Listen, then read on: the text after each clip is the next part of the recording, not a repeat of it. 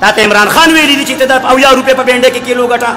تا ته د دور د وطن صدر درته ویلی دي چې ته په یو شي کې د شلو په 50 ګټه د خدای د پاره د درخواست وم ګرانی مراولې پروژه کې خود ساخته ګرانی مراول زما خپل مرګري په پټي کې بینډه کړلې وي په 50 روپے به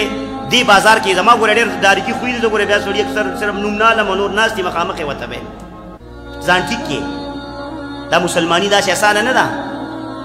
په 50 روپے به بینډه دلته غستې زما د مرګري نه او دلته به دی په 120 روپے کیلو خرڅولې اشه تاسو وای تاسو دکانداران هم پکې ناشه کاروباریان هم پکې ناشه او مړه مسلمانی الله گواه حاضر ناظر گواه کې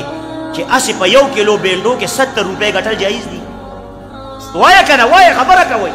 په یو کیلو بینډو کې د دې جلاله د بازار د دکاندار د پاره چې دیم کلمه وي او یا 50 روپے ګټل جایز دي مړه دا ګټه د ظلم نه ده خدای به دې ټول عمر بینډو ته کېني او ذلیل او رسوا وي که ځان ښه کول غواړې د شلو په ځای په رمضان مبارک نه د روژې نه مخکې چې تا په یو شي کې 100 روپے ګټلې اوس په روژه کې پکې 10 ګټه او 15 ګټه او دا نیت وکړه چې دا 10 روپے زما له طرفه دې غریب ته صدقه شوه تا به خدای ښه کړي خراب به دې نه کړي تا به الله ډېرې بدلې درکړي خو په رب توکل وکړه بروسه وکړه یقین وکړه د پیسو سپې د ځان نه مه جوړوه د دنیا سپې د ځان نه مه جوړوه نو څه چلو شي دا د شهر المواسات رسول الله صلی الله علیه و وسلم فرمایي د روژې میاشت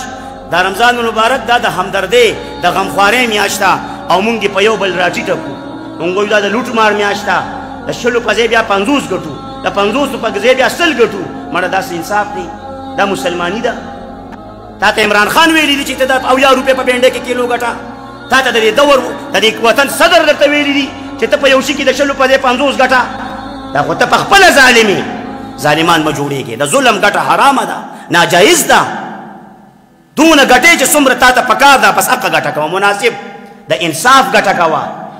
سټونه مه رابره کوه مسلمان لا نو روژه ده د همدردۍ میاشت دې کې ګراني مه راولئ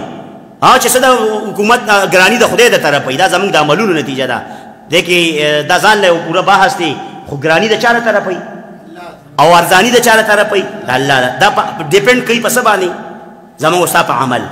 چې څنګه د عملو بس حقه شان یا به ګراني که خراب دی اوس عمل خراب دی نو ګراني ده که نه زه وایم چې نور هم ګراني شي ځکه چې زموږ دا سړیتوب زموږ دا ایمان زموږ دا دین موږ ته چې څه وایي موږ هغه نه کوو بس بیا ورته تکړه شه تیار شه که نه دا خو د الله عذاب دی دا ګراني په تا او په ما باندې هېچا ته کنځلې او بدره دې مه وایه ځان ته وګوره دې ګریوان کې